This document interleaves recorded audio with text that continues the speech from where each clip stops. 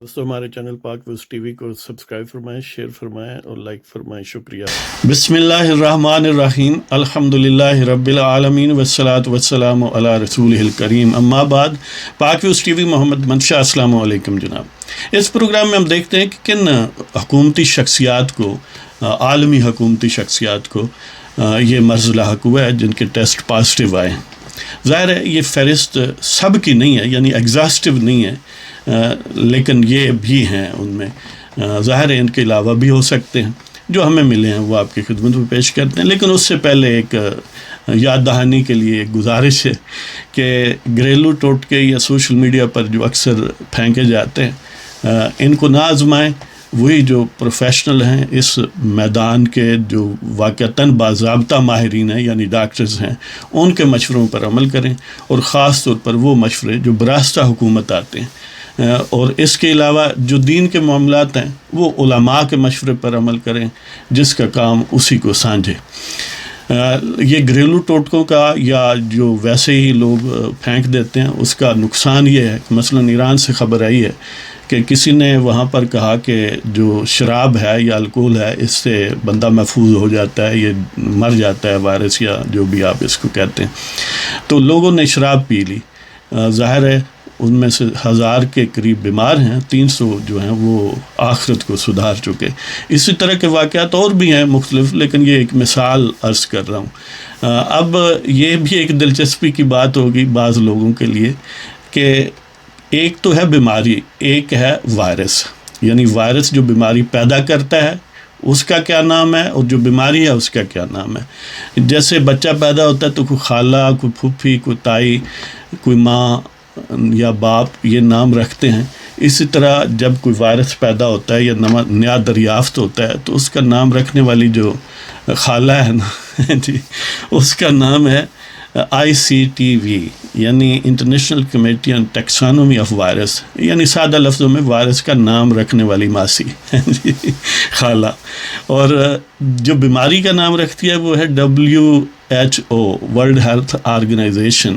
تو اس حوالے سے اس وائرس کا نام، یعنی وہ چیز جو یہ بیماری پیدا کرتی ہے، اس وائرس کا نام ہے severe acute respiratory syndrome corona virus 2، یعنی SARS-CoV-2۔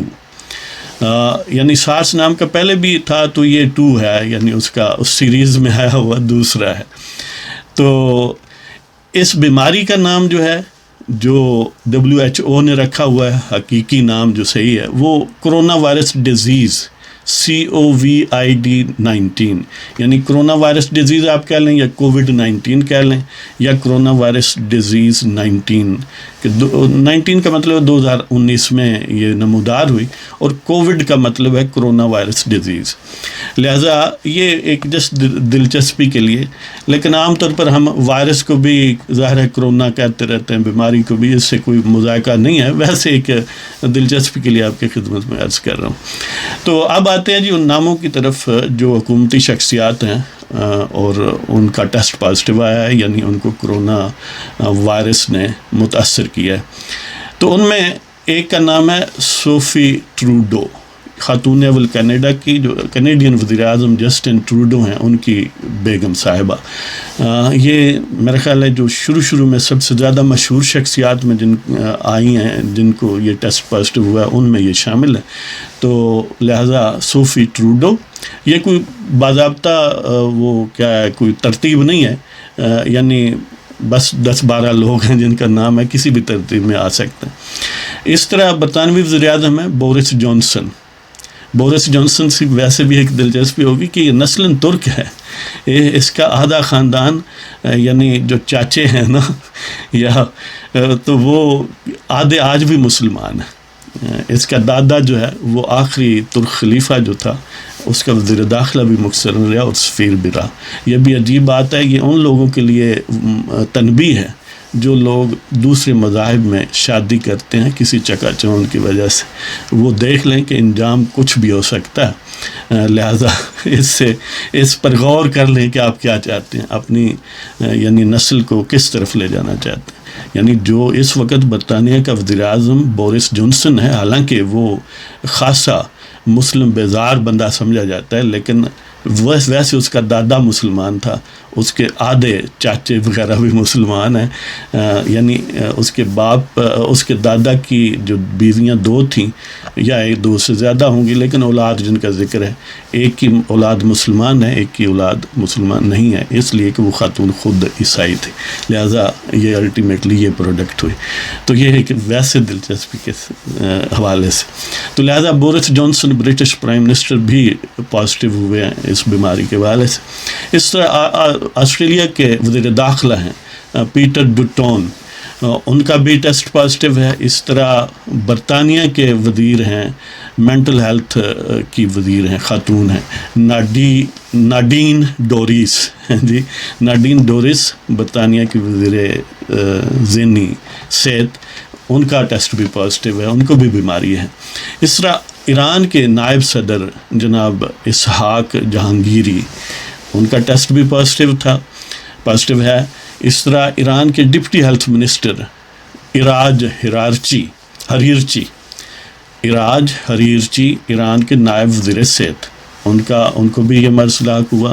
اس طرح امریکہ کے ایک سینیٹر ہیں رانڈ پال، وہ بھی مشہور آدمی ہیں، لہذا ان کا بھی یہ ٹیسٹ ہے پازیٹیو۔ برطانوی مشہور شہزادہ چارلس، لیڈی ڈیانا کے شوہر نامدہ، ان کو بھی یہ مرض لاحق ہے، ان کا بھی ٹیسٹ پازیٹیو ہے، اور ان کی جو موجودہ وائف ہیں کامیلا، ان کا بھی ٹیسٹ پازیٹیو ہے۔